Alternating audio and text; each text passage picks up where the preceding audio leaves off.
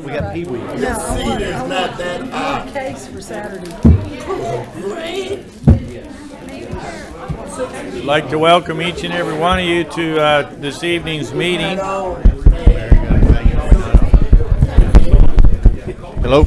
I'd like to welcome everyone to this evening's meeting. Okay, thank you. This is the 15th meeting of the year for the Board of Directors on this humid Tuesday evening of August 2nd. We made it to August, Brian. Yes, sir. Christmas is around the corner. Moving forward.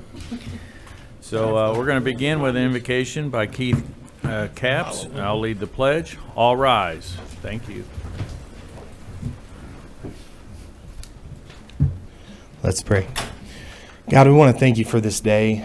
God, thank you for the much needed rain that you provided this week. God, and I want to thank you for these leaders who have gathered here this evening to, God, seek to steward well the positions in which you've entrusted them. God, I pray for them and for their families. I pray that you would provide for their needs. Please give them safety. And God, most of all, ask that you would give them wisdom. Your word says that if anyone lacks wisdom, that we should ask of you, and you promise that you would give it generously. So I pray that you would just give them wisdom as they seek to lead well this beautiful city in which you've placed us. And God, we'll give you all the thanks and all the glory. In Jesus' name, amen. Amen. Please join me in the pledge. I pledge allegiance to the flag of the United States of America and to the republic for which it stands, one nation, under God, indivisible, with liberty and justice for all.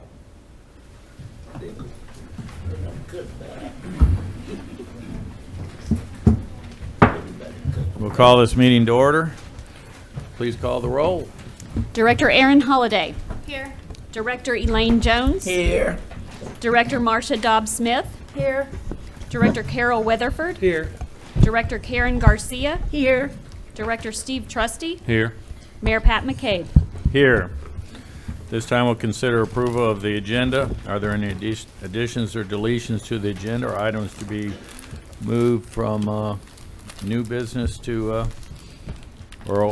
consent agenda to new business, which we have no consent agenda, so. Mr. Mayor? Yeah.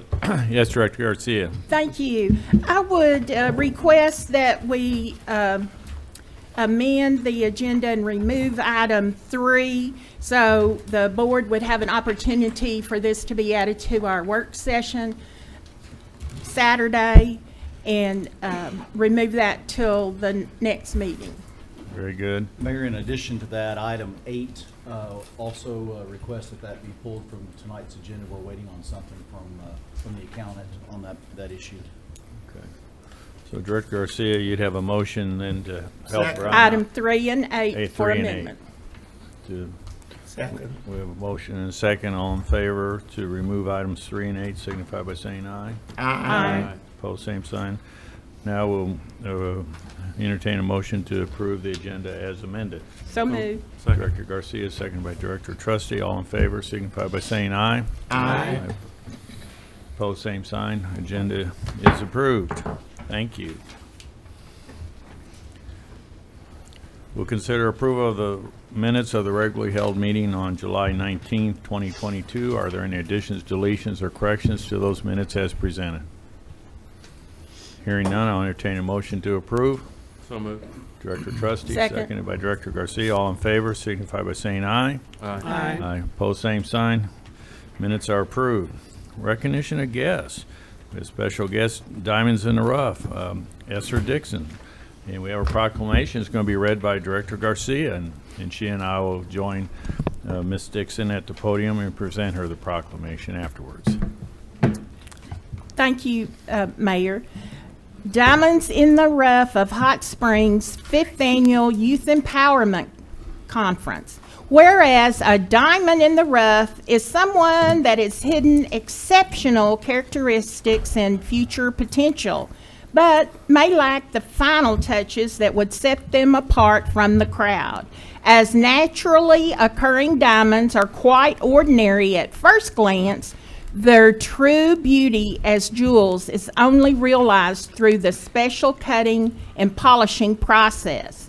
And whereas Diamonds in the Rough of Hot Springs was founded by Esther Dixon in June 2017 with a vision to provide outreach to individuals and families in transition, and whereas Diamonds in the Rough strives to provide support, structure, and stability to the community to help improve their quality of life, health, and well-being, and whereas Diamonds in the Rough's annual Youth Empowerment Conference was established to provide empowerment, mentoring, and life skills programs to boys and girls to help them reach their highest potential, and whereas the 5th annual Diamonds in the Rough Youth Empowerment Conference theme, Bloom Where You're Planted, is encouragement to each youth that they can be successful in spite of their surroundings or their circumstances. Now, therefore, Pat McCabe, the mayor of the city of Hot Springs, and the entire board of directors does proclaim July 30th, 2022 as Diamonds in the Rough Day in Hot Springs, Arkansas. And all of these green shirts represent Diamonds in the Rough. And I'm so impressed with these youth. Thank you.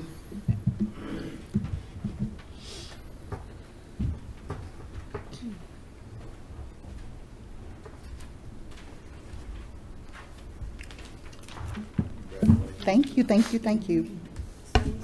Okay. Yes, thank you.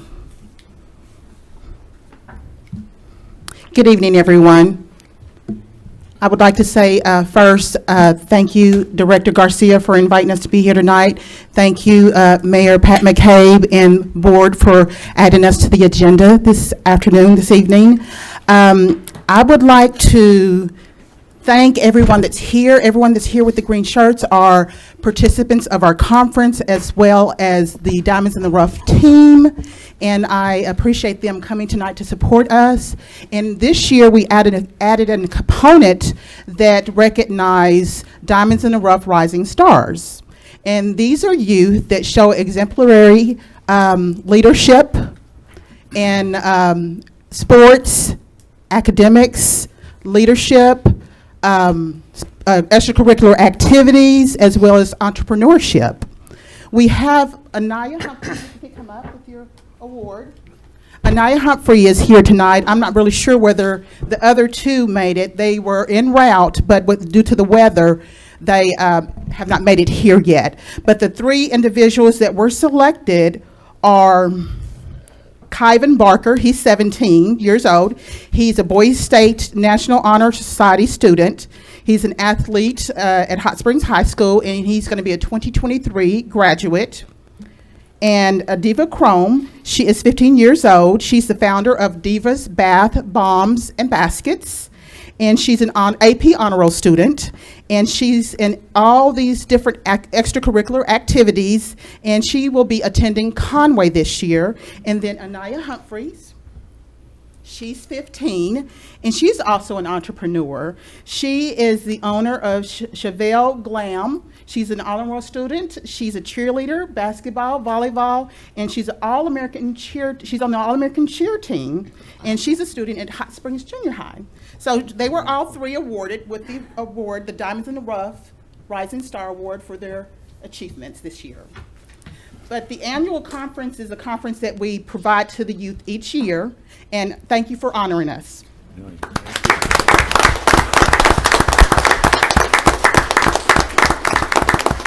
Thank you very much, and thank you for all you do. Mr. Gary Troutman is our next guest. He's the president and CEO of the Greater Hot Springs Chamber of Commerce and Hot Springs Metro Partnership, and he'll deliver the July 2022 Economic Development Report. Thank you, Mayor. Welcome. Thank you, Board. That's a tough act to follow there. I would like to start by introducing the newest member of our team. Started with us yesterday. Don, would you please stand up? Don Benton spent years with the Department of Education in Little Rock. He took early retirement with the state, and he has joined the Metro Partnership as Workforce and Workforce Education Director. and Economic Development Manager. So no one can take Michelle's place, but Don is going to do a fantastic job. He's got the connections in education, and we will have him in a full-time basis. So please welcome Don to our team.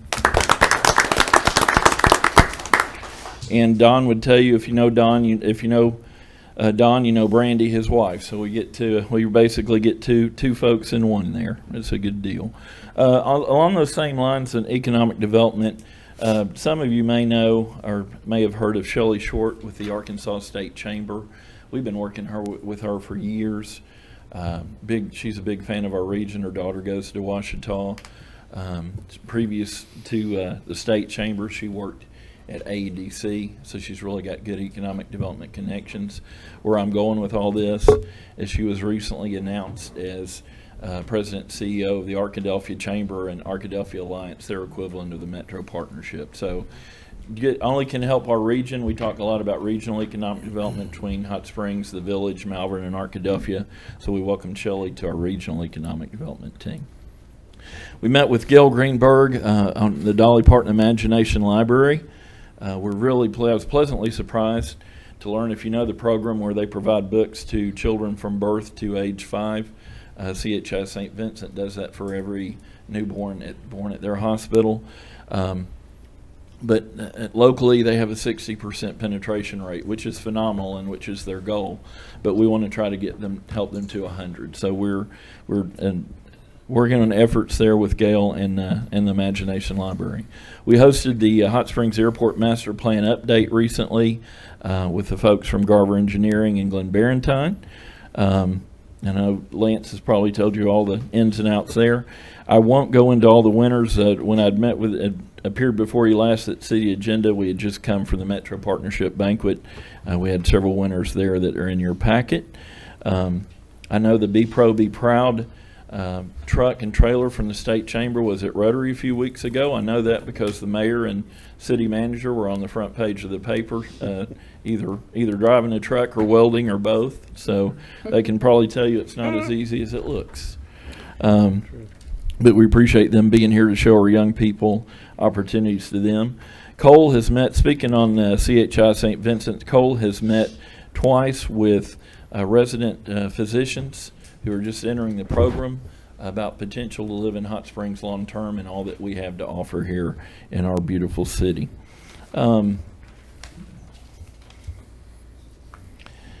Vicki and I just returned Friday night from the National Chamber Conference in Indianapolis. Proud to tell you that our friends in Conway won Chamber of the Year for the entire country. And Perry Webb, a colleague of mine from Springdale, won the Lifetime Achievement Award. So it's always neat when Arkansas performs big on a national level. Attorney Albright would tell you that on our 9-page contract, for the past 5 years, there's only been one thing that we've asked for a pass on, and that is the Workforce Development Board. I'm proud to tell you, after 4.5 years, finally got appointed to the Workforce Development Board. So we will check off that last one, B, if that's okay. Let's see, finishing up, you met Don. I would like to say, on a serious note, you know, we hear a lot from the businesses we represent that workforce is an issue. We've turned over half of our staff at the Chamber and Metro Partnership just in the last few weeks, but we're thrilled to have Don. We've got Cheryl Staggs, who was the former director at OCC. We've got Vicki Gillum, who worked for years at the newspaper and most recently Diamond Lakes Federal Credit Union.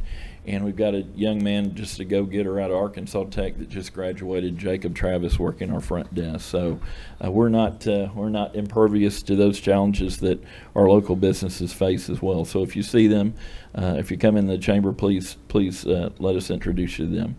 Finishing up, we had a meeting yesterday on a project that frankly had been kind of stagnant for 3 years, mostly because of COVID. Resurrected yesterday with some new steam. Don and I met with Dr. Bill Allison from National Park College, lining out some workforce possibilities and opportunities in the next few weeks. And I just spoke with City Manager Burrow before the meeting. We've got a company that has moved here, is already here actually, from out of state, and we're going to be reaching out to you all to set up a press conference in the next few weeks to make that announcement. So that concludes my report for tonight. Be happy to answer any questions if I may. Any questions of Mr. Troutman? Thank you. Thank you, Mayor. Appreciate you. This time we'll hear from our city manager, Mr. Burrow, for the city manager's report. Thank you, Mayor, members of the board. First, I'd like to welcome and introduce our new finance director, Karen Scott. Karen's, it's actually her second day on the job, and she comes to us with several years' experience as finance director in the city of Benton from 2009 to 2013, in the city of North Little Rock from 2013 to 2019, and recently as the CFO for Benton Utilities. Just very pleased to have Karen on our team, and looking very much forward to working with her over the next several weeks, several years. So welcome. Thank you, and it's a pleasure to be here. I welcome working with all of you. Looking forward to Saturday. Thank you. Thank you. I also like to thank Renee Brewer, who has served in the interim finance director position in the absence of a finance director, and she did a really, really stellar job in that role for the time she was there, and just really appreciate what she's done. While speaking on finances, the finance department has completed the 2021 annual comprehensive financial report, and it is available online at www.cityhs.net/finance, or just get to the city's page and go to the finance web or page. May sales tax revenues. The city's revenues were up 4.68%, higher than May of 2021, which is bringing our year-to-date increase to 8.84%. And that's not as much as what we've seen in the last two, but I'm very proud of that number, knowing that the last 2 years were record-setting years for us. So really any increase above what we were seeing is truly a blessing. I want to mention a couple of groundbreaking projects, and one that we're finishing up. The public is invited to attend a groundbreaking for the next phase of the Hot Springs Creek Greenway Trail this Thursday, August 4th at 9 a.m. It's going to be where the Greenway currently ends. They're about 850 feet beyond the Golf Links Bridge. And that is also where this next phase will begin. This phase will consist of a 1 mile paved surface reaching TV Hill Road. This will be the first neighborhood connector piece for individuals in the Central Avenue, South Hot Springs area to be connected to downtown through a trail. So we're very, very proud of this next step, and we'll be glad to see that ground break and eventually open. Now, you said this was Thursday Thursday at 9 a.m. at Golf Links, because the email I got says Monday the 8th. This will be August the 4th at 9 a.m. Or that's what I've got on my list.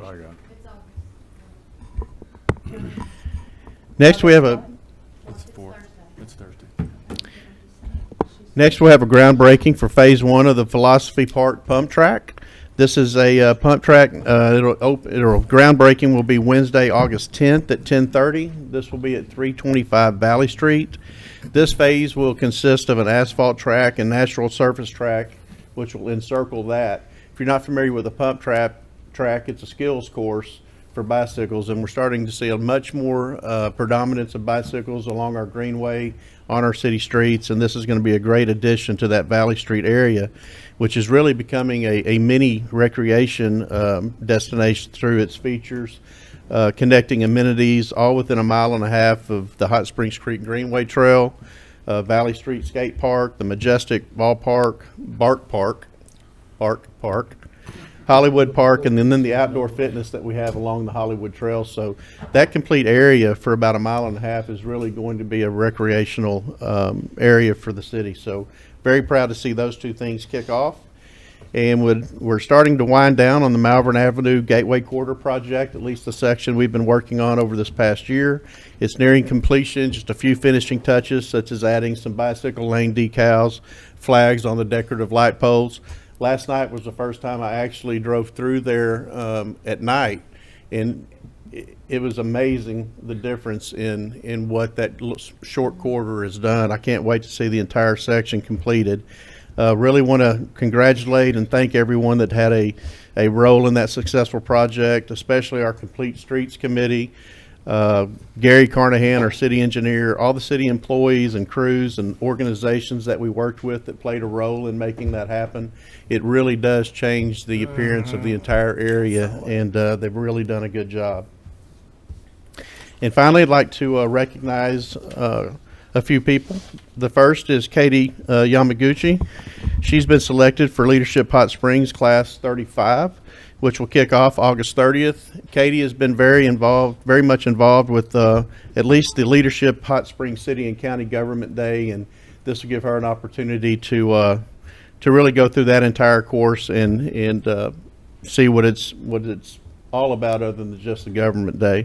So very proud that she's been selected and will be going through that leadership training.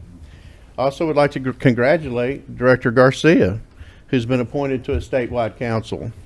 Director Garcia was recently appointed to the Arkansas Municipal League's Advisory Council for Public Safety for 2022-23. Wow. The purpose of the Advisory Council is to allow cities and public safety officials to get together and discuss important issues pertaining to public safety and advise the Arkansas Municipal League staff and the Executive Committee on the types of services and policies to pursue. So congratulations, Director Garcia. Thank you. Big deal. And finally, another congratulatory to Director Holliday. She has received her recertification as a professional community and economic development developer through the Community Development Council. That certification runs through March of 2025, so congratulations on that recertification. Wow. Mayor, that concludes my report. Good things happen. Yes. Very nice. Stay on for a Okay, month. so now we're on to Director's announcements of upcoming events. Any director have an upcoming event they'd like to make the public aware of? Director Mayor, I'll Garcia. just remind everyone that this coming weekend, Saturday and Sunday, will be the state sales tax-free days. So please do your shopping in Hot Springs, all your back-to-school shopping in our hometown of Hot Springs, and save on sales tax. Very good. Any other upcoming announcements, event announcements?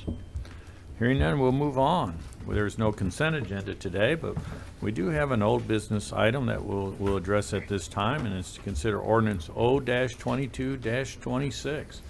And now entertain a motion to suspend the rules to read by title only. So moved. Director Garcia, seconded by pardon? Director Jones. Okay, well, welcome back. Forgot my name already. Well, I can't see all through the glass here. It's all, there are about three of you, times three. So we got a motion and a second to suspend the rules to read by title only. All in favor signify by saying aye. Aye. Opposed, same sign. Council, please read by title. Ordinance O-22-26, an ordinance amending ordinance number 6410, regulating short-term residential rental businesses within the city of Hot Springs, Arkansas, declaring an emergency and for other purposes. That concludes your reading, Mayor. If you would, entertain a motion to second to adopt and have discussion if any. Motion to adopt. So moved. Director Second. Trustee, seconded by Director Garcia. And our staff report will be provided by City Attorney Mr. Albright. I will attempt to do so, Mayor. Ordinance 6405 was adopted by the Board of Directors on December the 7th of 2021. That was amended by Ordinance 6410 on January 18 of 2022, and that established certain limitations on the aggregate number of short-term residential rental licenses within residentially zoned districts.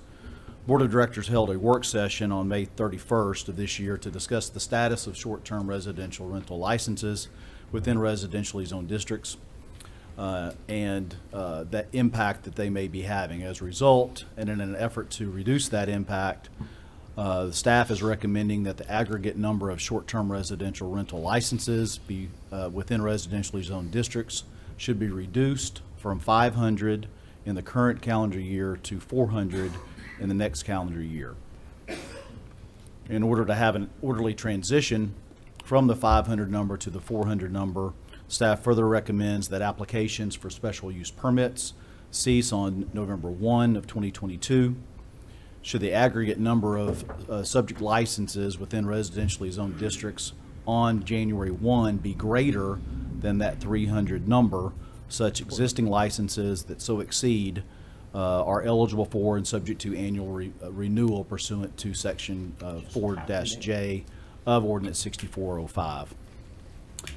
During the discussion of this amendment at the board's meeting on June 21st, 2022, a motion to table was passed for the purpose of addressing the special use permit process, specifically the appeals associated with that.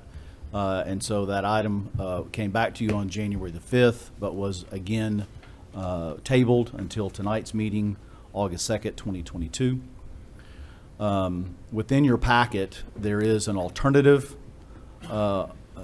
ordinance. It's 26A. In addition to the reduction from 500 to 400 and the time limitation for filing for special use permits, it also addresses the right of appeal to the Board of Directors and eliminates any fee associated with an appeal on an SUP. So what is on the table, let's be clear about this procedurally. What is on the table is 2226. And so that is the item up for discussion. You can discuss that. If that ends up meaning that you want to amend, so be it. But if there is a motion to amend, then we will debate the motion to amend. Director Garcia. Mayor, thank you. I move to amend and the 26A that was in our packet to adopt it to further include the process for appeals to come before the Board of Directors and to eliminate the cost of filing an appeal. Second. So we got a motion and a second to insert the 26A into 2226. Yes, sir. And for purposes of your discussion, Mayor, I will just reiterate that if the appeal process does end up before the board, that will be a quasi-judicial determination. And so hence, if this is adopted ultimately, I would advise the board to be very, very careful about discussing properties that may be subject to an SUP, which essentially means any property within a residentially zoned area. So with that caveat, if more discussion is desired, Mayor, that was my point.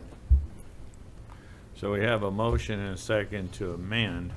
Do we vote on that at this time? Unless there's more discussion on the amendment. On the amendment. Director Holliday.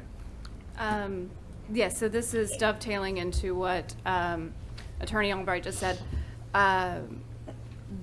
A big issue that I have with this particular amendment kind of goes to what Director Weatherford has said before. I know that you were concerned that we were shirking our responsibility as board members and not providing some level of oversight in this decision. And while I absolutely understand that, my fear is that we're shirking our responsibility in being able to be an advocate and communicate with the people in our neighborhoods who may be adjacent to short-term rentals, who are possibly going to own them, to operate them, because at any point someone may have an additional one that would come before us, and we could have a bias because we've worked with them on other properties or we've worked with neighbors on other properties.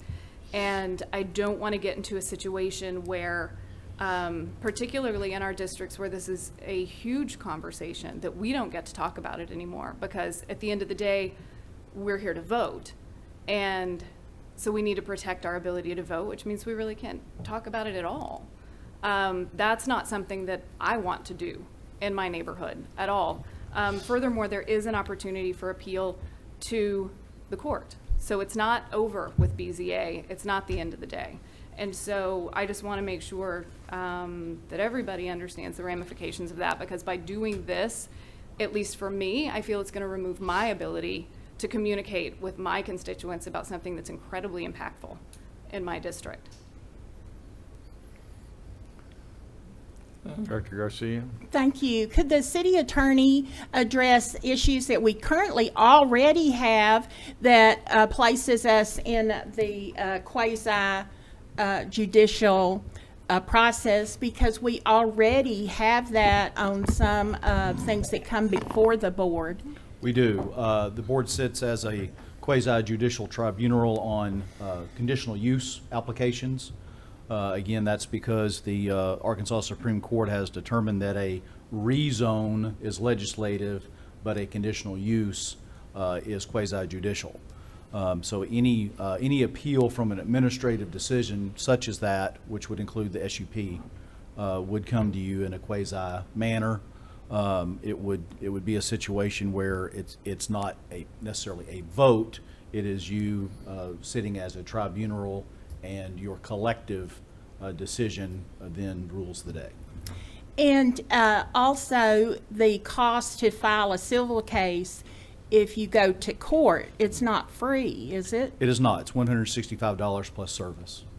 So we would be imposing additional costs to anyone that was opposed to the special use that we don't impose on anyone that would appeal the conditional use.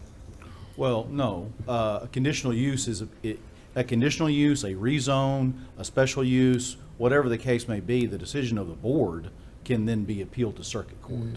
So the appeal to court is always there. It's always there, but not the appeal to the board. We don't charge them to appeal to the board. That is correct.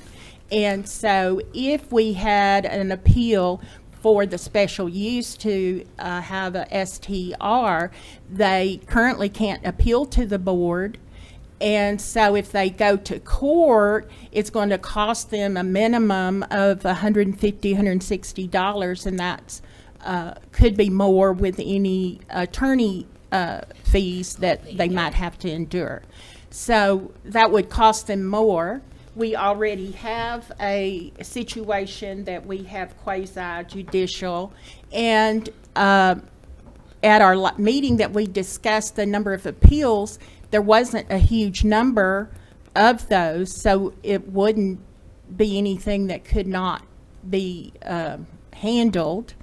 So I speak in favor, and I do have some prepared comments, but I would like to know if there's anyone signed up to speak, and let the residents speak first. We do have people signed up to speak, but this is an opportunity for the city board to address any questions to Brian. And that we do have board discussion after everybody speaks. Brian, I know you indicated that it's kind of you didn't use the word tightrope, but when you address items, or where the city director addresses an item that is in this quasi-judicial, is there any other guidance other than just saying always refrain from it? Because sometimes people will ask a question that is and you can answer it in very general terms, not specific to any property, not specific to any issue. Right. Is there any guidance you can provide on that? You described the majority of the telephone calls that I receive. They're always hypothetical situations, right? It's difficult, and so whether it is a property owner that is wanting to make the property an STR, or whether it's a neighbor who is opposed to such an action. Hypothetical situations sometimes become reality, and so if those are the same parties that end up in front of you in your quasi-judicial tribunal role, then the prudent thing at that point is to recuse yourself. And so recusing is not just abstaining, it is removing yourself from the discussion in the room. And sometimes that's not what you intended to do. You intended to represent your constituents and to provide them with advice and guidance. Please excuse me, we can't hear what you all are saying. We're having a real problem hearing what you're saying. If you wouldn't mind speaking up a little bit. Anybody up here having trouble? You are? Well, we can't hear you very well. Just get closer to the mic, maybe. Are they able to turn the sound up back there, maybe? She's working on it. Just in case? Okay.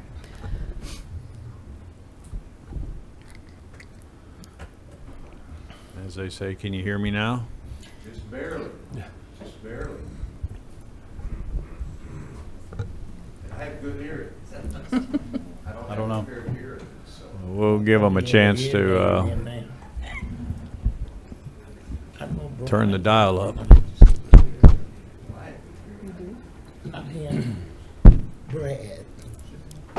Testing. Testing. It's pretty loud up here. It's loud up here, but. Are we audible now? You were loud there. Thank you. Can you hear us now? Better? That's Carol and Carol. You need to put on our mama and teacher voices here. I try to talk at a normal tone or normal volume. We can. Mayor, I can say that the one thing I've never wanted to do was yell at a director, so that's not going to happen. Chief, can you hear us back there? Okay, so we'll try to speak a little bit louder, maybe a little closer to the microphone, so that we can get everybody able to hear. So we heard, some of us heard from Brian a minute ago, and regarding the there's no such thing as really being. It's difficult to be off the record. It's difficult to deal in hypotheticals when the possibility of, is there that the issue will ultimately come before you. And so it puts the board in an awkward situation. You're asked questions by your constituents. Those are who you represent. That's who voted for you, put you in office. And certainly there are circumstances that cannot be helped, that have to be quasi-judicial, that being the conditional use applications. Those have a statutory scheme that you follow. The reason that we instituted the special use permits was for the very reason of not having the quasi-judicial situation before the board. But that is a board decision, absolutely 110%. And so we have a structure before you this evening that will deal with that, and I think can deal with it very well. Okay, so procedurally again, if there's no more questions of the directors for Director Trustee. Yes, thank you. Brian, on page 15 of our packet, I think it's in item G. In the event an appeal is lodged, and I believe this is in 2226A. Yes. Notice thereof shall be provided to adjacent property owners. Yes, sir. Adjacent property owners shall be notified by the city by letter. Who's considered adjacent? Just the next door neighbors? Contiguous. Contiguous. Contiguous. So it might be. If you have a 3 house people. that's oriented north and south, it's going to be to the north, the south, the east, and the west. Okay. So does it include those within a given neighborhood per se? No, sir. But there is a posting on the property itself, and it's also published in the newspaper. Okay. All right.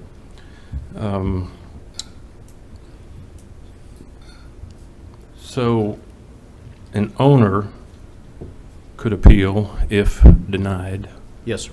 by the BZA or denied by the planning director first. Yes, and then sir. by the BZA. Correct. If the owner is approved, I guess the neighbors could file the appeal.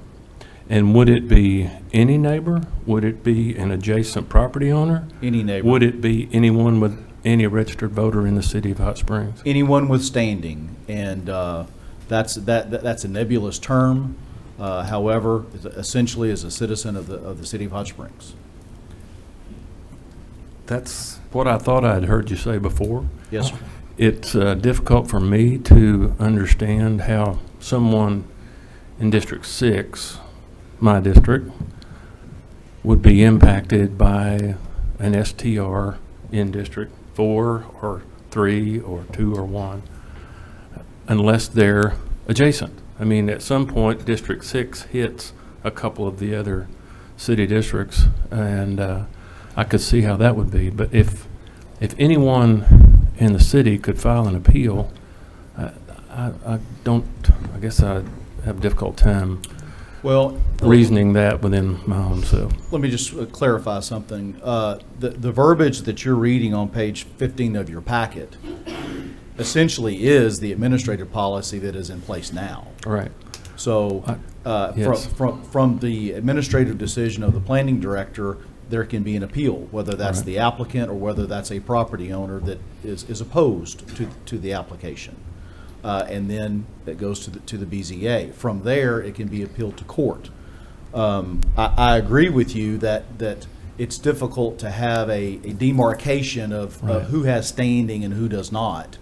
In land use matters, the court is going to look to what the impact is to the appellant, but it doesn't mean that they don't have standing. Right.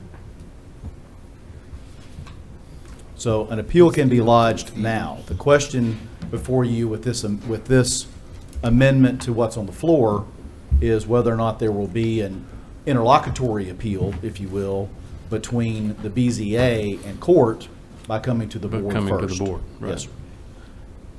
And that is, that's authorized specifically by a recent amendment to the Arkansas Code in section 1456-416, the underlying provision under B2B. That's on page 10 of your packet. One other question, if I may. On page 17, they appealing the same in writing to the BZA at no additional cost to the appellant. And there's no additional cost to come to the board. That's correct. Under 2226A. Yes, sir.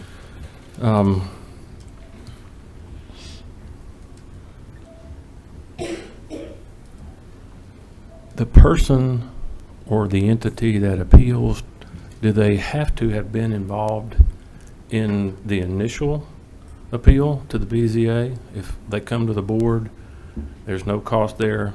The only cost they would incur would be if they choose to go to court. They don't like our decision, they go to court. Yes. Is that right? Yes. And that would be anyone because you've just explained that withstanding. Standing. Right? Yes. Okay. Yeah, the difference between standing and whether there is merit to the claim are two different things under the law. But I want to go back to what Steve, Director Trustee, was indicating. You have an appeal to the BZA. Citizen ABC appeals to the BZA. They lose. Can a totally different person, You mean XYZ? XYZ, take it to court? Can appeal to the board, Or the board? right? I mean, or is it the one person throughout? At that point, I think it would have to be the aggrieved party if someone did not appeal it initially. I would argue, because at that point, I'm arguing for the city, okay? Right. One of the disadvantages that I have in my position is I don't get to pick my clients. So my argument would be that they were not an aggrieved party from the determination and that they shouldn't be able to appeal. I cannot tell you whether I would prevail on that argument or not. It's just not something that comes up. Okay. And when it does, it doesn't end up making it to a court of record, such as the Arkansas Court of Appeals or the Arkansas Supreme Court. And so without a precedent, there is no way for me to tell you how that would come down. I guess that standing is ruled on at the beginning of any trial. It Whether is. these parties have standing or not to pursue. Yes, sir. I mean, Okay. if the scenario that the mayor pointed out, ABC appeals something from, an application and it's awarded, but XYZ doesn't like it and they want to appeal, I would ask that it be dismissed for lack of standing. But I don't know that would prevail. Director Garcia? Since my time serving on the board of directors, appeals on CTRs have not been, to my knowledge, from anyone other than someone in a nearby neighbor or within that neighborhood. Do you know if there have been any in none of the appeals, which have been very few for STR so far?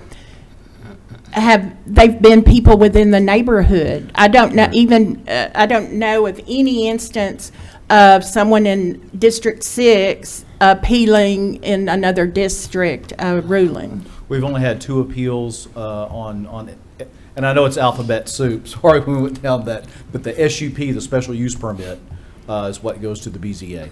There have only been 2 appeals of the administrative decision of the planning director. But they were from neighbors. Yes, and one on Richard Street and one on Bridgewater. And the only ones that I'm aware of for any other appeals, not the STRs, but the other quasi-judicial responsibilities were also from nearby residents. Is that your understanding, or are you aware of any?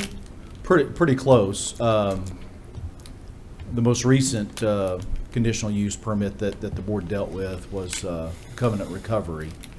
That was essentially the neighborhood. Right. Yes. Any further questions of the city attorney? I do. I have a question. So one of the challenges that's coming up is that when someone appeals to BZA, can only reference the code and whether or not the decision is appropriate based on the accepted code, correct? Yes. If it were to come to the board, we have the opportunity to consider factors outside of our code. I say no, you don't. Quasi-judicial is an application of the law to the applicant that's coming. And you have an ordinance that is your law. It's not legislative. You're not changing the law. You're applying the law. So at the end of the day, assuming that staff and BZA are well within the code as it stands, there is no other decision that we would be in a position to make, because the code is the code. It's not based on factors outside the code or our opinion about the appellant or the opinion about the applicant or whether or not, quite frankly, there's too many in a neighborhood, because that's not in our code. The standard of review is very tight on issues like that. Go on. Well, I think it was pretty complete. So if we were to overturn BZA, a decision at BZA based on factors that were not in the code, then what? Would we be opening ourselves up to a different liability? No, it's still going to be an appeal of your decision to circuit court. There's not a liability issue here. It's just whether or not a court would agree that you properly applied your law to the facts of the case. So then, I know you love the hypotheticals. So in that case, if we are not applying the code strictly, it is most likely that it would be overturned by the court, because they would be looking at the code, not factors outside of the code. Well, I mean, again, I can imagine all kinds of scenarios, but that's all they are. Right. They're speculative. They're hypothetical. There are provisions within your ordinance that deal with the purpose behind the ordinance. Mm-hmm. And if you believe that your determination is fulfilling the purpose, the legislative intent of your ordinance, I can argue that case. I'm a lawyer. Tell me what the game is, so I know what ball to bring.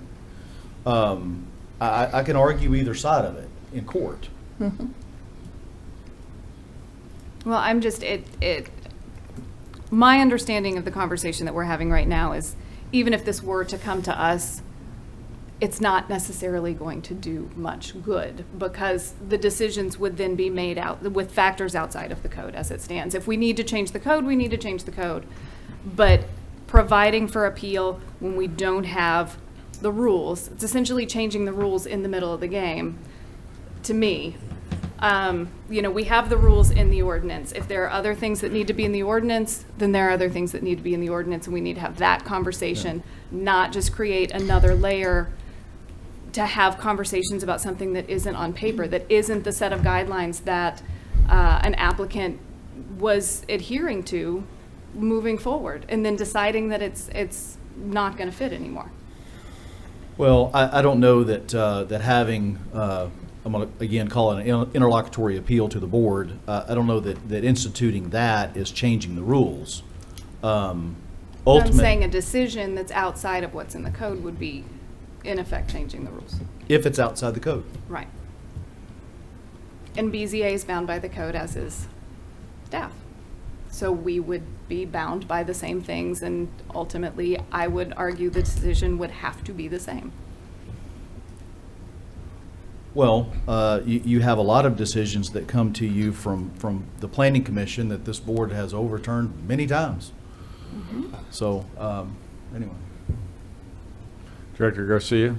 Thank you, Mayor. I would ask that it is of good when residents are asking for something. Residents of the city of Hot Springs are asking for the appellate process to have an opportunity to come to the board. To say that that's not good is just, to me, is disrespectful to our residents when they would want that process. So I want to respect that.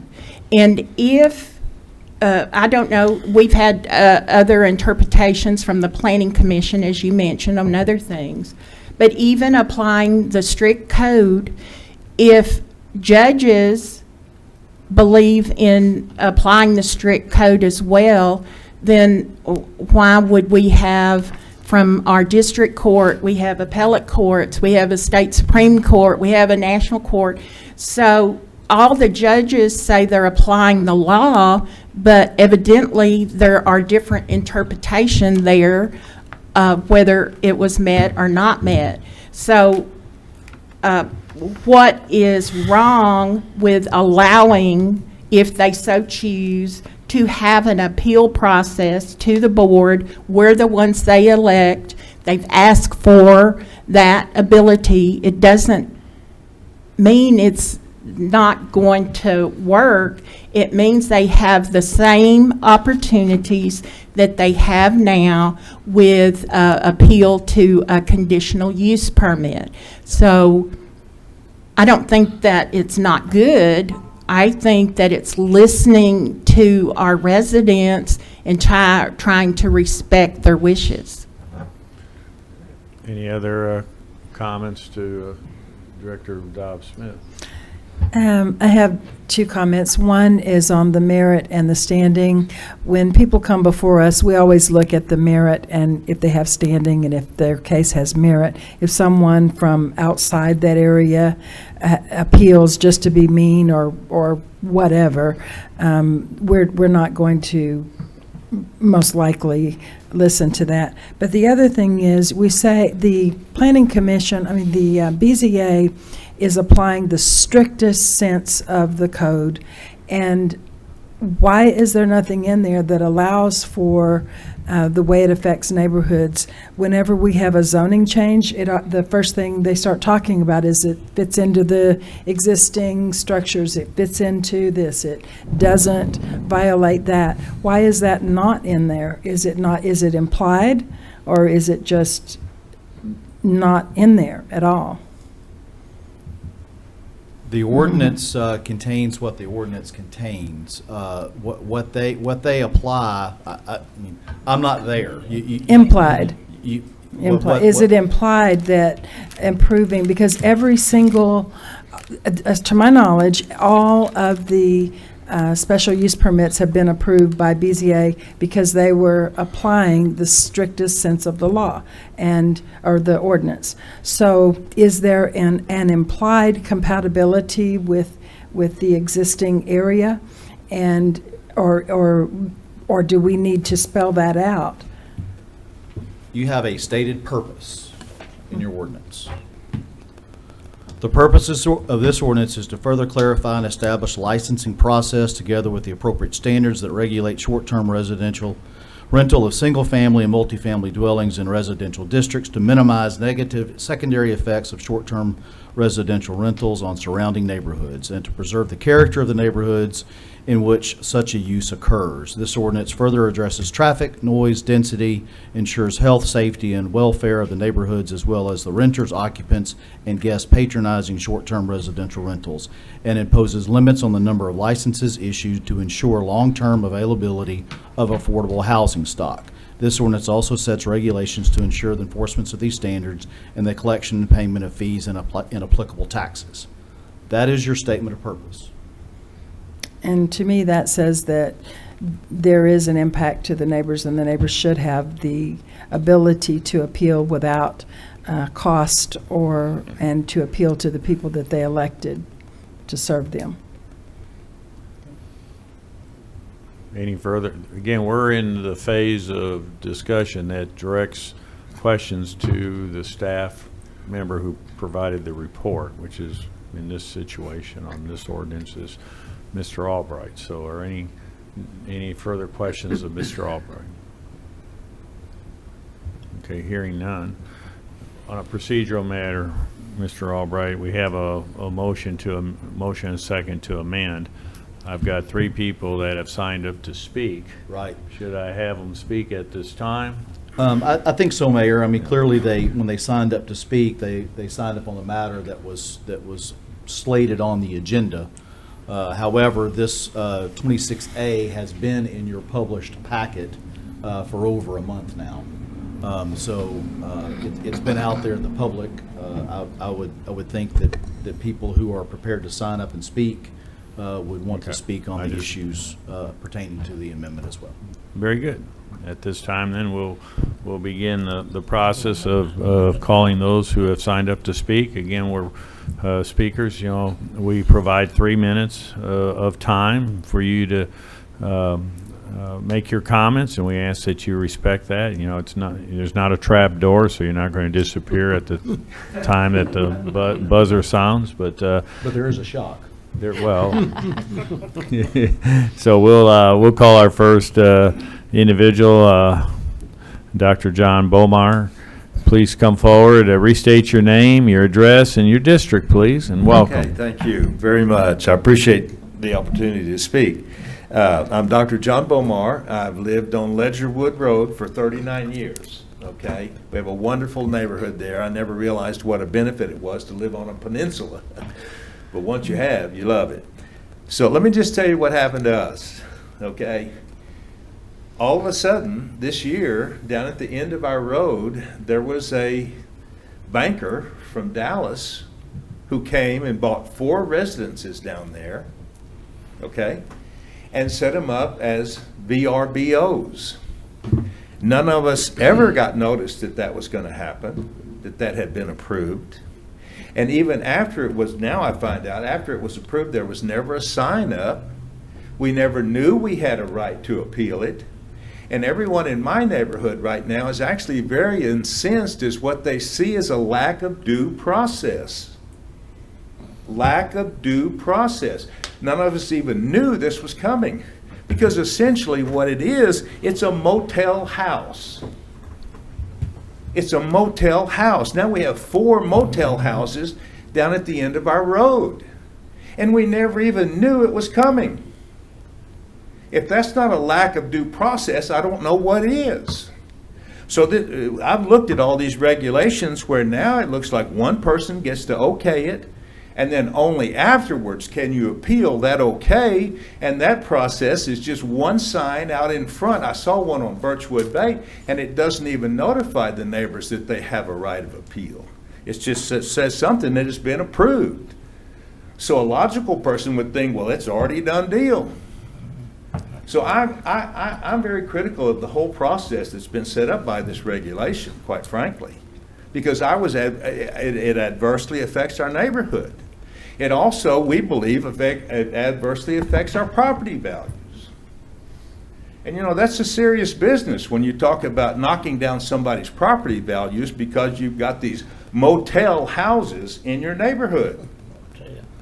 Now y'all are looking at 400 permits a year. Well, that means in 5 years there could be 2,000 motel houses. No, it's a cap. No, sir. It's per year. No, sir. They're all subject to renewal each year. But I thought, the way I read it, it was y'all can basically give 400 permits a year. It's not an annual thing? It is annual. They have to renew each year or they lapse. Well, anyway, I just wanted to let you know what happened to us. And most of us feel like that this is a very flawed process, the way it's set up, okay? And we're very disappointed at that because it's not only affects our property values potentially, but also the neighborhood. You know, we're a neighborhood. We don't want to be a motel room. Okay, thank you very much. Thank you. Doctor, I have one was the address on that 106 Ledgerwood Circle? No, this was all the way down at the end, all the four houses down at the end. And the fellow that bought it was a guy from Dallas, a very wealthy man from Dallas, came in and bought all these. He doesn't even live here. And they even put a gate up that blocks the street that we had been walking on. Well, he's since opened up the gate, but still the point is that none of us had a clue that this was going to happen. And I think if the residents of Hot Springs knew that this potential process, you know, without due process, they would want to talk to their representatives. Okay, thank you very much. Thank you. Our next speaker will be Mr. Brad Wolken. Please come forward, restate your name, address, and district, please. Hello again. Brad Wolken at 121 Bridgewater Point. I just met the good doctor tonight, and he's as incensed as I was a couple months ago when I found out the same way about what happened on our neighborhood without notification. You know, obviously, you've had a great discussion about this tonight, and I thank you for that. It's a serious situation, and this was put into effect. I know you had public hearings. I know you had special meetings and discussions. I think you're going to need more. This is going to be an ongoing problem. The one thing I heard tonight that I wasn't sure from the city attorney was if there's going to be appeal at the level of the zoning board of zoning adjustments, if I have a perfectly written HOA, POA, BOA, any kind of association document that specifically prohibits short-term rentals, where will it be honored? At the zoning level or at the board of directors level? The city is not in a position to enforce bill of assurances or deed covenants. The property owners themselves must enforce those through circuit court. You're saying the city won't enforce it? We are not parties to those contracts. But will the city in the permitting process or the appeals process respect it? Will they honor it? Will they show deference to it? Or are they just going to say, go to court, hire lawyers, go to court? I just spent $2,000 having Jonathan Martin rewrite or write an amendment to our board of BOA, and you're saying it's not going to be any good. I'm not saying it's not going to be any good. In fact, I talked to Jonathan Martin about that very thing. Cities are not in a position to enforce or recognize bill of assurances or deed covenants. We have zoning laws. That's what we enforce. But at the same time, let me reiterate this: your bill of assurance, your deed covenant, essentially trumps our ordinance. Someone who has a license or a permit to operate that's been granted by the city of Hot Springs does not mean that they can supersede your bill of assurances or your deed covenants. However, it is a private covenant for you as property owners to enforce. Well, I'm sure there'll be a lot more discussion about that. But look, we're all in this together. And I don't see winners and losers here tonight. I think that what's before us tonight is this one ordinance or the amendment to the original ordinance. I think this is a good amendment. I hope you'll consider passing it tonight. It's a building block. It's a step forward.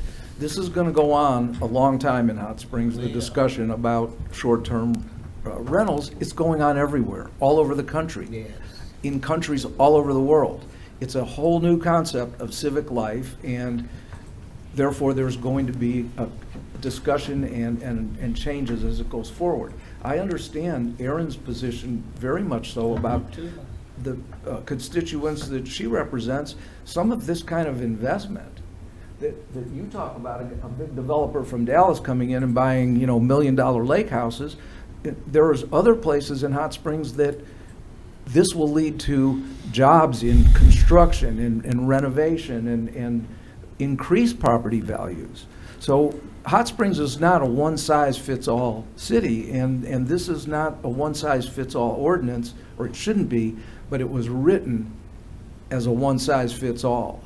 And you're going to find that the shoe doesn't fit very well, and you're going to be continually hearing from people, not just in the appeals, but I think the whole permitting process is kaflooey. It's crazy that, you know, all you're looking at is, are there enough fire extinguishers, or are there enough smoke alarms? And you're not considering anything of the value of people's lives and characters. And so, you know, as this goes forward, you know, have open minds, schedule more public hearings. I'll get 100 people to come to the next public hearing. I didn't even know we had one, what was it, last summer or last fall? This is a topic a lot of people are upset and interested in. And Okay, Brad, can you I know my just time's summarize? up, but thank you, and please vote for this tonight. It's a modest step forward, and it's a win-win. Nobody gets hurt by passing this ordinance. Thank you. The final individual that has signed up is Seth Bright. Seth, please come forward, restate your name, address, and district, please. My name is Seth Bright. I moved here about 6 months ago from Benton. I just bought 2 houses to do the Airbnb with. I've got a big lawn business and a tree service. I've been saving up my money for probably 6 years, and I've just recently made the decision to make the investment to do something bigger like that. 201 Aberina. I know some people are concerned about the property values. All the houses that I buy, and I know a lot of the houses that other people buy, they buy houses that need work and fix them up and make them nicer. I'm nervous that if it gets lowered to 400 instead of 500, and I don't get a permit, I'm stuck with a $6,000 house payment that I intended on as an investment. And I just moved my wife and kids here and uprooted them from Benton, and they're starting in Lake Hamilton. I could lose all my businesses, my credit. I mean, everything I've worked for the last 6 or 7 years could be taken. I just hope you guys take that into consideration, that I know there's a lot of us out there. I understand that there's neighbors and people that disagree with it, but I understand that there is a lot of short-term rentals, and there's a lot of neighbors that enjoy people fixing up the properties and raising the home values. And, you know, I know they don't come in here because there's not a problem, but I appreciate y'all's time tonight. So remember, it's still 500 through December 31st. Yes, sir. Well, like I said, both of my houses that I'm working on right now, I've got a year to finish them. I won't be done with them until the beginning of next year. And I just literally 2 weeks ago, I just did a $900,000 mortgage on a house that's supposed to be ready next year. And if it gets lowered to 400 and I don't get a permit for it, then I'll lose everything I have. So I just take that into consideration. I appreciate y'all.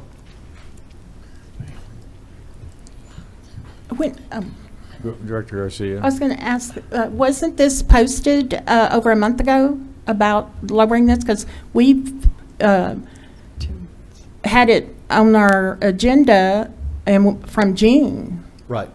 June, well, actually, you know, your meeting, your work session was May 31st. It was discussed then, and then it showed up on your agenda as you know, published information June 21st. So that was longer than 2 weeks ago. Yes. I understand that. I just heard that you guys were lowering it 3 or 4 days ago. Yeah. So. Well, let's just for the record, we're at, you just put out the number the other day. We're at, what numbers are we at right now? Counting those that are subject to the SUP, you have those, I think it's somewhere around 352 when you add everything together. With the ones that are pending, 352. Yeah, 350. For residential, but we have more and room for. Right, but Yeah. I think what that gentleman is talking about is in residential. For SUPs. Yes, it is. That's how many we have that are subject to the cap. Okay. Yeah, so 352 of 500 or 352 of 400. So But just to be clear to the public, because this gets misconstrued, if you're not in a residential zone, there is not a limit. not a limit. Right. They're not yeah. subject to the cap. Right, not subject to the cap. Yeah, so I want to provide some comfort to the degree that, that there can be. That we're at 352 now, we don't, what do we have pending? They're That is included in the pending. pending. That's included. So we in don't it. have anything in the pipeline other than the 352. Unless some were filed today or yesterday. I don't- Yeah, and so we're in August, we got 5 months to go. Actually, the cutoff is November 1, because the staff have to have time to work them up. So basically, you got August, September, October, in 90 days, there'll be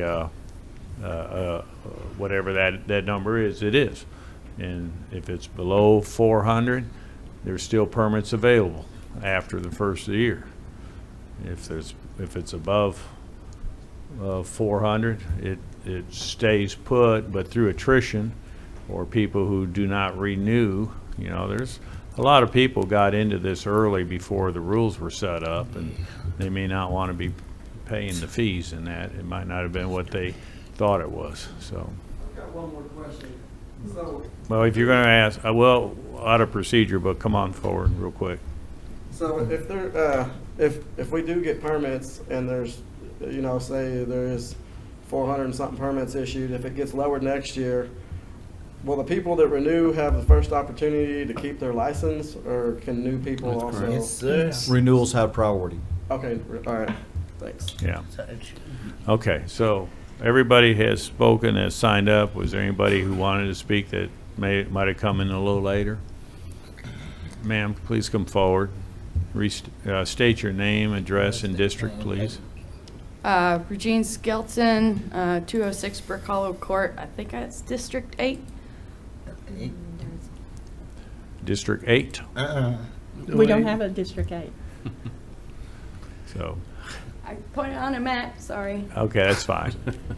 I just want to say that I really enjoyed living here. The tourism was one of the reasons that I chose this city to live out of. I did buy a larger home so that I could host people in my home as part of a plan for Airbnb. The whole plan is to get my parents to visit. That's only worked once or twice in the 5 years I've been here, so, you know. But just want to say that I'm glad I got in early and started the process when it was a lot easier. I can only imagine the daunting climb to start it new at this point. I realize I have a privileged position as someone who did start early, so that's great. It's just, I kind of agree with that there's differences across the city, and there's certain areas where it's could be a big boon, and certain areas that there's some conflicts that could happen. But I thank y'all for looking into it and thinking hard on these tough issues. Very good, thank you. Okay, so this completes those who have presented or requested opportunity to present in front of the board. Discussion amongst directors. Director Garcia. Thank you, Mayor. I would like to make some comments. As Hot Springs has long-term been a city that had second homeowners. And often those second homeowners might live in another city in Hot Springs or even in another state. And a lot of them became retirees here into their second home here after their retirement. And we had homes that rented a room out in their home that they lived in, and or the second home or a home that someone owned here that they might rent it during the summer or during the race meet, depending on the purpose of use. But we've gone from these occasional rentals or one house on the street or one room in a house on a street to some streets having a majority of short-term rentals on that street. If you've gone from a neighborhood knowing and spending time with all of your neighbors and feeling safe and gone to someone in the majority of the homes on the street, having different people every week and not knowing who is there, you've lost the character of your neighborhood.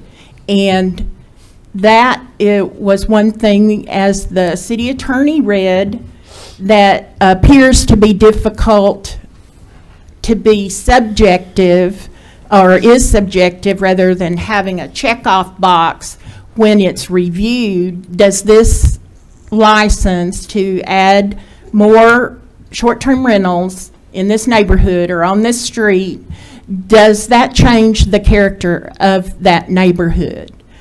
I would state to you that there are neighborhoods in our city that it has completely changed the character of that neighborhood, and there are other neighborhoods that are wanting us to address this issue because they do not want their neighborhood changed. It is a safety issue when that has been addressed and is being addressed. But just since last week, I heard from a number of residents, but I also heard from short-term rental owners. And owners I heard from, none of them objected to this 26A. And even had a complaint from one short-term rental about they tried to police within their, they meet and talk to other short-term rental owners, but some are not present and some are not willing to abide by the code, and they are have parking on the sidewalk. They had 2 RVs that were stored on the street for a week, that it was rented out for short-term rentals, and there was a big group there that exceeded what they were permitted to house. And we still have a number of short-term rentals operating that have not been licensed and have received 2 letters and still have not even begun the process to apply for a license. So that brings about a lot of concerns by the residents in those neighborhoods. We also have a shortage of rental properties. Last week, the HUD voucher program had an article, and they've got 200 vouchers ready right now to give to a landlord, but they can't find the landlords to rent and take advantage, because this is guaranteed payments to them. And they cited the short-term rentals as a barrier to them obtaining enough rentals for the workers here in Hot Springs. And received a notice from one of my constituents that sold their home and moved outside the city to a outside because of short-term rentals. As homes are converted to short-term rentals and we lose long-term rental property, and as others that have the ownership and sell their homes to move outside the city, we lose residents of Hot Springs. When we lose residents of Hot Springs, we lose our turnback funds because it's per capita. When we do that, that money on our turnback that goes into streets is reduced. And we all know we've been working to get more money in our streets because of the shape our streets are in, and safety in streets are the top 2 issues that I hear from my constituents. I acknowledge the great work that has been done in some neighborhoods to rebuild and provide structure to houses that were going to be condemned. I've seen some amazing work done, but I question, is the root cause to have short-term rentals, or is the root cause we don't have the structure we need in regulations for long-term rentals to provide regulations and safety for rental residents? I believe that we have a responsibility to all our residents, whether they have a home ownership or they need to rent. And just last night, I read postings from a number of people trying to find a place to rent in Hot Springs, and they can't find it, and they're sleeping on friends' couches, a lady sleeping in her car because they can't get a place to rent. And I would like us to address long-term rental regulations. Over a year ago, we talked about addressing that, and I hope that the board would agree that we move forward on that and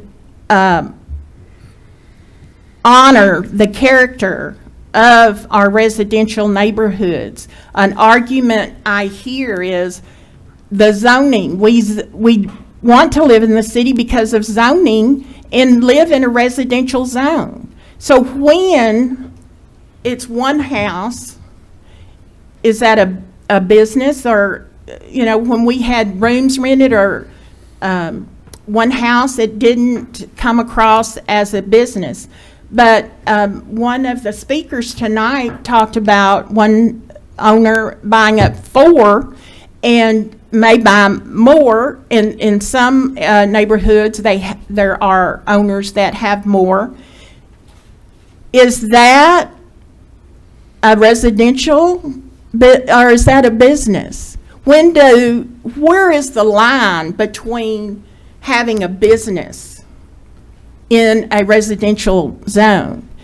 To operate a babysitting business in your home in a residential area, you have to go and obtain a conditional use permit and go through that process that can come to the board to keep 5 little kids during the day.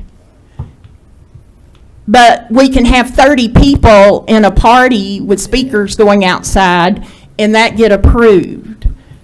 And an owner can have the majority of the houses on a street.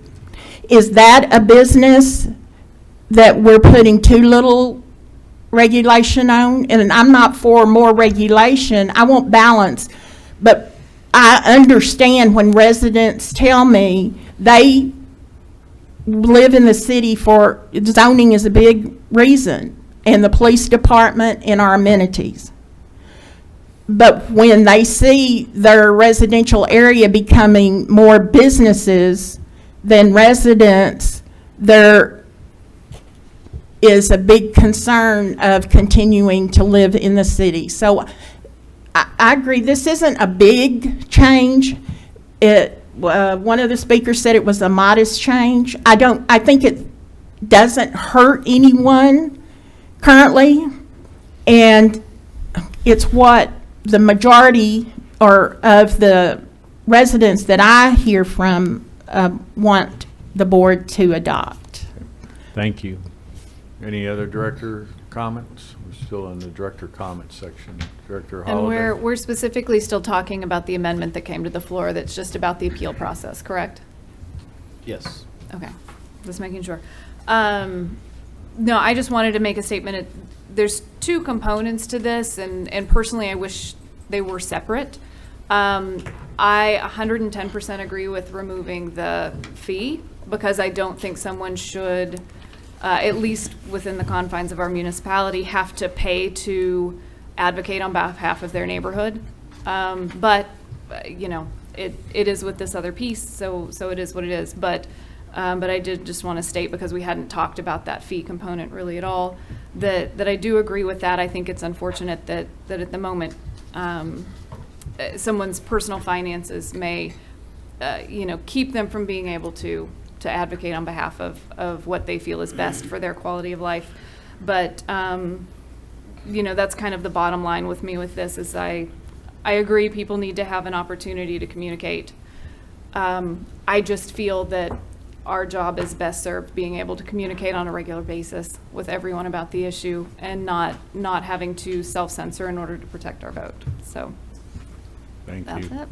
Any other director with a comment? Okay, if there's no further comments, we have a motion and a second to amend by inserting 26A into 2226. Please call the roll. Director Holliday. No. Jones. Aye. Dobbs Smith. Aye. Weatherford. Aye. Garcia. Aye. Trustee. Aye. Mayor McCabe. Aye. The amendment to 2226 is approved. I will entertain a motion to approve as amended. Well, it's been amended. If there's further discussion, that would be in order. If not, you can call for the vote on the motion Okay. as amended. Motion. Thank you. Any further discussion? That's new. Director Holliday. Just, yes. And some of this goes to some of Director Garcia's comments. And actually something that Mr. Walken had said, and everyone has said, there is no one size fits all. And one of the things that I have a huge problem with, I have lots of huge problems with changing the cap at the moment. By reducing the cap, I am assuming that goal is to sort of just stop them, because there are people that don't want more.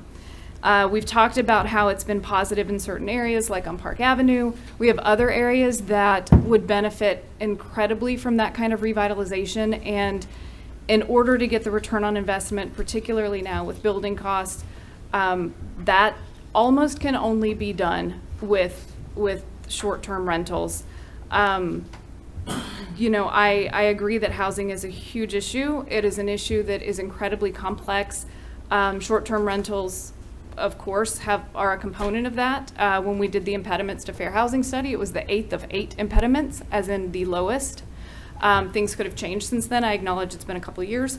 But once that cap goes into effect, the houses that we see often, primarily adjacent to downtown, either in my district or in the Gateway area, we're tearing down houses that could be saved. I have seen houses that are worse in Park Avenue that investors took the risk and spent an incredible amount of money because they knew they would get it back. And eventually, and they have said, many people have said to me, I'm going to be over this one day, I'm going to sell it, and someone's going to live in it. And that's what's going to happen. But there is a much greater risk to the availability of affordable housing and fair housing when the house does not exist. And that is what's happening right now inside the city. And we are removing one of the only mechanisms by which the inner city of Hot Springs has the opportunity to revitalize structures that are at risk at the moment in favor of areas that may have other opportunities, which is like the POHOA situation that, yes, we don't have anything to do with, but there are mechanisms in place where those neighborhoods can protect themselves, and they can work to do that. And it's not necessarily about valuing one neighborhood over another, but this is something that you can't reverse. When we tear down a house that is a beautiful house that needs some attention in an area where I don't even know what our vacancy is now in Gateway, but between vacancy and demolition, that is a much greater risk. And I hate to think that by the time we hit November, based on the previous 4 or 5 months, we're going to hit 400. We're going to be real close. We have property owners like Mr. Bright that was up here. I am sure he is not the only person. And I know people who just redoing a 2-1 because the house was in such bad condition, it's taking them 8 to 12 months. to do a house. So even when we're talking about this coming out in June, there's people I'm sure who have purchased properties this year in advance of that notice who are probably doing all they can, perhaps to get to November when they were just trying to get in under the 500 and now they have to get in under the 400. And that to me, I think is unfair in a different way. I think we have to look strategic, we have to look long-term, and if we're talking about affordable housing and safe housing, that is a larger conversation than this. This is a very small component of it. I think we have to look holistically at the entire city and what the city needs. And like I said, I think this is one of the only mechanisms where we can save houses that are tearing down. I know Director Weatherford, you and I often say after condemnations, it's just heartbreaking because both of us know how to go into a house and fix it. And we see these houses that are absolutely salvageable, and we're running out of properties in Park Whittington. They just don't come up for sale very often. And those people who want to get in on short-term rentals, if they want to be adjacent to downtown, Gateway is the only place left. And it's going to happen. It may not be happening that much yet, but there are a couple of them that are phenomenal adjacent to Malvern. There will be more. And then one day someone will live in that house. But nobody is going to live on the vacant lot until someone wants to build. And again, we have the same conversation. Nobody is going to build a house or renovate a house and then go rent it for $700. It's not that they can't. The money isn't there, and that's just unfortunately the reality of it. I agree we need to speak, this weekend or whenever about housing, but this is something that I don't think we need to move, because I think that we're taking away an opportunity that's a critical opportunity for other parts of our city. Also, I'll be honest, we have spent so much time on this, and this one version of our ordinance hasn't even been in effect for 12 months. We don't have a full year's worth of information to determine whether or not we know all of the problems or all of the things we need to adjust. If it were January, you would have a very different person sitting here having this conversation, because we would have had a year of information, and we can talk about all of the things that perhaps need to be adjusted in this, and we don't have that right now. We're moving the goal in a way that's making it very difficult for people to do the work they're already doing, and it's making it difficult for other people to want to do the work. I want to support people who are supporting our downtown, who are supporting our city, who are supporting saving houses and neighborhoods, because there's the preservation aspect and preserving the character of a neighborhood, which I don't want to sound like I don't find important. I find it incredibly important.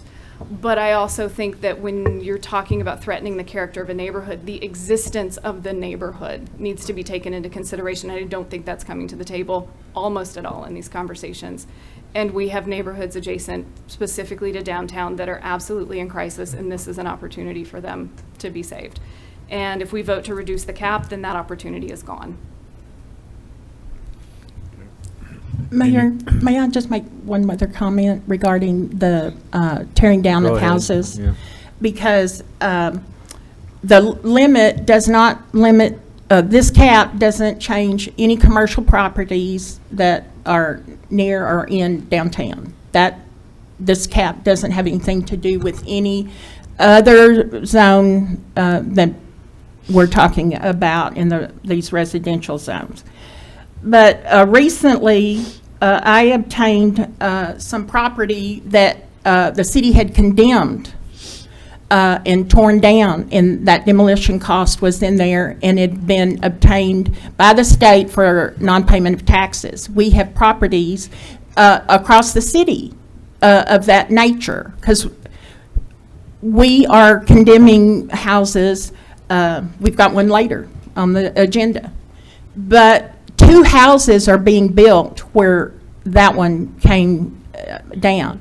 Since that time, I've received calls. I had someone come and see me that wants to, I'm working with some people to get this documented, how this can be done. There are people interested in investing in obtaining these properties, and there's a number in District 2, so that housing can come back into those areas. And we know, based on the number that we have had demolished and condemned, there are over 300 properties that are subject to this. And the land commissioner office is wanting to work with us to see these properties put back into use. The county the school district doesn't get any taxes when they're held by the state, and we can revitalize these areas. So I don't want demolishment, I don't want houses torn down, and I believe that we can address that and help restore development in these areas, as well as addressing a land bank and long-term rental review requirements. Thank you. Thank you. Any further questions?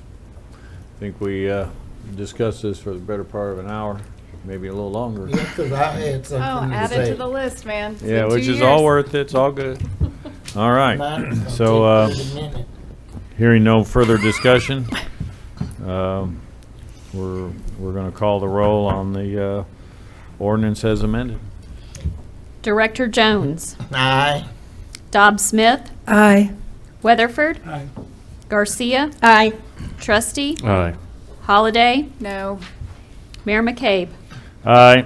Ordinance is adopted. We do have an emergency clause. Mayor, it does contain an emergency clause, which I will read in its entirety. Section 7, emergency clause, the adoption of this ordinance is essential to the public health, safety, and welfare of the inhabitants and visitors of the city of Hot Springs. An emergency is therefore declared to exist, and this ordinance shall be in full force and effect from and after its passage. That concludes your reading. If you would entertain a motion to adopt the emergency clause. Motion to So adopt, moved. Director Trustee, seconded by Second. Director Jones. All in favor signify by saying aye. Aye. Opposed, same sign. Emergency clause is adopted. Do we need to do a roll call on that? Is that? Not on the emergency clause. Okay. All right, so now we have a public hearing, and the public hearing is to request to abandon and close an undeveloped portion of Mountain Street located between Exchange Street and West Mountain Drive in Garland County, Arkansas. So I hereby declare the public hearing open. Is there anybody who'd like to speak on this issue during this public hearing session? To abandon and close an undeveloped portion of Mountain Street located between Exchange Street and West Mountain Drive. That's you. There being no interested party coming forward, we'll declare the public hearing closed. Item 3 was taken off the agenda as well as item 8, so we're going to item 4, consider resolution R-22-122, and ask the city attorney to read by title. Resolution R-22-122, a resolution declaring a certain structure located at 220 Potter Street a nuisance and approving an emergency condemnation action pursuant to Title 17 of the Hot Springs Code. That concludes your reading, Mayor. If you would entertain a motion second to adopt. Motion to adopt. So moved. Director Trustee, seconded by Second. Director Garcia. And Mike Scott, Chief Building Official, will be providing the staff report. Welcome. Thank you, sir. Thank you, board members. 220 Potter Street, this is an after-the-fact request for condemnation. The structure has already been removed due to an imminent danger. This was a single-family residence owned by Miss Janie Crawford, who lives here in Hot Springs. There were 2 structures on the parcel. However, it was only necessary at the time to remove the 220 Potter address. Neighborhood Services began a vacant structure case on this property in September of last year, with notices sent to owner on record. Then, this past January, we began the condemnation process with an original board meeting date set for March 1st. After being contacted regarding the condemnation, Ms. Crawford and her son requested that they be allowed to remove the property themselves. So we chose to give them time to do that. While the structure demolition began in February, it appeared that the work had stopped at a very dangerous point in May. After contacting Ms. Crawford and requesting the work be resumed, it was determined that the building posed a significant risk, and on June 22nd, we notified Ms. Crawford that the structure would be removed immediately. On June 29th, we requested bids via phone from 3 contractors, and Melton Excavating entered the low bid of $2,800. The building was removed the week of July 5th. Any questions? Thank you. Any questions of Mike? Thank you. Is there any, I know we don't have a sign-up sheet, or we don't have anybody signed up, but is there anybody in chambers that would like to discuss or make comment on this item?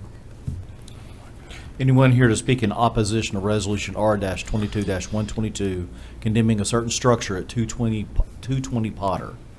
220 Potter. There's none, Mayor. Very good. Any discussion amongst directors? Hearing none, please call the roll. Director Dobbs-Smith. Aye. Weatherford. Aye. Garcia. Aye. Trustee. Aye. Holliday. Aye. Jones. Aye. Mayor McCabe. Aye. Resolution is adopted. At this time, we'll consider ordinance O-22-32, and I'll entertain a motion to suspend the rules to read by title only. So moved. Director Second. Trustee, seconded by Director Dobbs-Smith. Having a motion and a second to suspend the rules to read by title only. All in favor signify by saying aye. Aye. Opposed, same sign. Motion is approved. And Ordinance O-22-32, an ordinance vacating an undeveloped portion of Mountain Street right-of-way located in Garland County, Arkansas, and for other purposes. That concludes your reading, Mayor. If you would, entertain a motion second to adopt. motion to adopt. So moved. Second. Who made that motion? Aaron. Director Holliday, and the second was Director Trustee. Now, I have harmony on this. Is it? I'm ready, but if Director... I'm in the wrong place at the wrong time. Yeah. I was so excited to come up where it's warm. I know that's right. It's cold. So we will, you Sorry can about stand there and warm yourself, but we're going to hear from Ms. Harmony Morrissey, City Clerk, on ordinance O-22-32. Thank you. Thank you, Kathy. The petitioner on this is Hochatown Mining Company, Inc., doing business as Grateful Head Pizza and Beer Garden. They filed a petition to vacate the undeveloped portion of Mountain Street right-of-way that runs north of Exchange Street to West Mountain Drive. On your map that I have put up, it's the part highlighted in pink. However, the National Park Service has expressed interest in joining in to vacate the entire undeveloped portion of the right-of-way, so that portion is green. So together, that is the area that we're talking about. State law does require that the Board of Directors hold a public hearing, which was held earlier this evening. That public hearing was noticed in the Sentinel Record. All utility provider representatives have been notified and support the vacation. City staff as well supports the proposed vacation, but with 2 conditions. The first condition is for the portion of the right-of-way adjacent to the parcels owned by Hochatown. This is the area shaded in pink. This area would be vacated on the condition that by the end of the year, the petitioner combine the parcels that are adjacent to that right-of-way. Those are parcel numbers 54-821, 54-822, and 55-362, as well as the area in pink that would be vacated. So it would take this portion and combine them into a single parcel. So upon that condition, and then the second condition would be that the portion that is highlighted in green that is adjacent to the national park property would be vacated contingent upon the acceptance of that land into the boundary of the U.S. National Park land by the Park Service. Park Service has indicated their intent to do this, but they have to go through the process to have that land actually accepted. So once both of those things occur, the whole right-of-way would then be vacated, and the portion in pink would go to Hochatown, where the portion in green would be National Park Service land.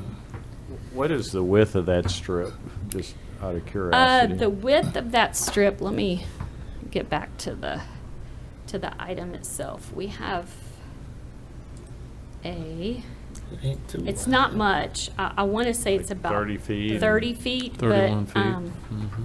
it's in our, Right there, 31. let's see, 31. So it's not a very large one. And if you know that area, that right-of-way does actually go over one of the trails. It's very steep. I don't know that a road could actually ever go in there. And by consolidating the parcels, we alleviate some of the other issues. We no longer have a lot that is landlocked, and we don't have some setback issues that we have with the current building. So Very we're good. solving a few problems by Okay, thank with the you. conditions. Did we have anybody sign up to speak on this? No, sir. No. Any discussion amongst directors? Director Holliday? I have a question, actually. So, Oh, I'm sorry. Yeah, we didn't allow you an opportunity to ask questions. No, you're of- fine. So the second condition has to do with once National Park Service is ready to take the land, that means that this entire vacation will go into effect, or will Hochatown Mining be able to do whatever it is after today? Will it be as if theirs is theirs and the other is later? There'll be two phases. There'll be two phases, so Okay, so Hochatown if- would start their process. Right, so if there's any access that they wanted, it would be granted after this vote, and then the rest just comes whenever it comes. It would not be after this vote. It's going to be after they combine the 3 lots into one parcel. Right. And they have already begun working with our Planning and Development Department. They've already been in touch about that. So just procedurally, we needed to do this so that they could move forward with what And they need that's to what I do. was curious about, if because of that second condition, just out of curiosity, if they were going to have to wait until the federal government figured out their process, which could be whenever. So, No, they won't okay. have to. Thank you. Any further questions by Just, directors? just to clarify, this portion that we're vacating that Hochatown wants does not cross the trail, because the street does, correct? It does not cross, the part that crosses the trail is the part that would be The vacated by the National one. Park Just, Service. I thought that's what you meant, but Yes, you ma'am. raised a good, point. Oh, I'm sorry It if I does- wasn't unclear. No, it does stop because I'm familiar with that street, and I want to be sure that they weren't somehow able to close down the trail because now they own it. No, I'm sorry. Okay. Yes, that's the National Park area. And this is a right-of-way that we have. This land is the National Park land, so this is closing a right-of-way, so it's really Thank their you. land. Any further questions of Ms. Harmony? Hearing none, and we had nobody to speak on the issue. Any discussion amongst directors? Please call the roll. Director Weatherford. Aye. Garcia. Aye. Trustee. Aye. Holliday. Aye. Jones. Aye. Dobbs Smith. Aye. Mayor McCabe. Aye. Ordinance is adopted.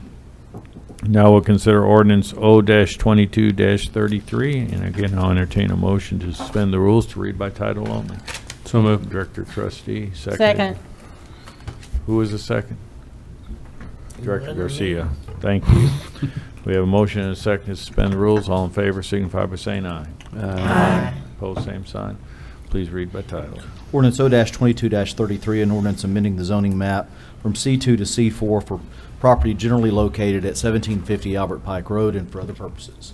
That concludes reading, Mayor. If you would entertain a motion second to adopt. Motion to adopt. So moved. Director Second. Dobbs Smith, seconded by Director Trustee, and welcome back, Director Thank you. Selman. Thank you very much. The applicant is Mr. Richard Larry Otwell. He owns 2.8 acres of land at approximately 1750 Albert Pike Road and is requesting C4 zoning. The subject has frontage on 3 streets, 115 feet on Albert Pike Road, 400 feet on Masters Place, and 200 feet of frontage on Vassar Alley. It is currently zoned general business. The surrounding land uses are Rector Heights Baptist Church and some undeveloped land, USA Car Wash and Master Tech. It is right on Arkansas Highway 70B.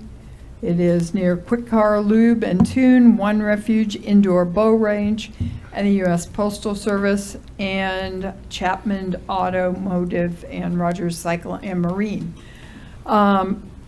As you know, there are mandatory findings for a request for a change of zone.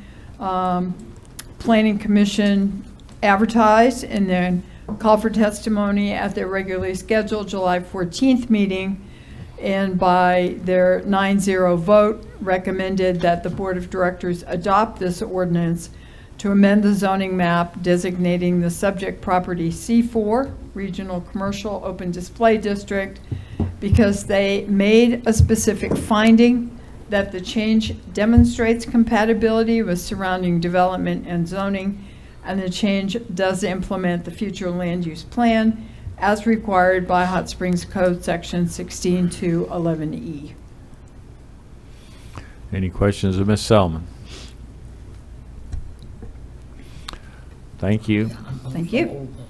Anyone sign up? No one No, signed sir. up. Any discussion amongst directors? Please call the roll. Director Garcia. Aye. Trustee. Aye. Holliday. Aye. Jones. Dobbs Smith. Aye. Weatherford. Mayor McCabe. Aye. Ordinance is adopted. Our final action item of this evening is to consider ordinance O-22-34. And I'll entertain a motion to suspend the rules to read by title only. So moved. Director Jones. Second. Seconded by Director Trustee. Having a motion and a second to suspend the rules and read by title only. All those in favor signify by saying aye. Aye. Opposed, same sign. Please read by title. Ordinance O-22-34, an ordinance adopting the 2022 Hot Springs Plumbing and Fuel Gas Code, repealing certain ordinances and for other purposes. That concludes your reading, Mayor. If you would, entertain a motion, a second to adopt, and have discussion if any. So moved. Director Jones, seconded by Second. Director Dobbs Smith. And Mike Scott, Chief Building Official, will provide our staff report. Welcome back. Thank you, sir. The Arkansas Board of Health has already adopted a new plumbing and fuel gas code. We are wanting to adopt the state's most recent adopted code. And much of the deleted sections you see in our current edition of our ordinance are now in that state code. So that's why we have been able to delete so much. We're not getting rid of it. It's in the adopted code that we're adopting. Word for word. And the increases fees is based on the average of those cities that have adopted the state's most recent code. And I put some examples in there. North Little Rock is at 10 cents a square foot, which is what we're asking for. Little Rock is at 8.75. Bryant is at 14 cents per square foot. And Texarkana is $20 a fixture. It's really not apples and apples, so I compared a 2,000 square foot house, the number of fixtures compared to 10 cents a square foot. And a Texarkana price would have been about $40 higher than our permit at the 10 cents. So, are there any questions? Or Any questions of Mr. Mike, Director Garcia? Thank you. I just had a question. I'm not sure, for clarification. At one time, we had a lot of discussion regarding the testing of RPZs, and when it says here, a certified testing technician or certified repair technician, do they have to be a master plumber to do RPZ testing? they can be a master plumber or work for one. They can't, because we didn't change anything on that after that huge discussion we had about that with the other plumbers coming in here. So they either have to be a master plumber doing the work and be certified and tested to do RPZs, or work for a master plumber and be tested, and that person can be. So yeah. And I got with utilities before I did anything on this code in that section. I got with Monty and Ryan Knowles both, and they're the ones that told me what needed to be crossed out and what did not. Thank you very much. Yes, ma'am. Any further questions of Mr. Scott?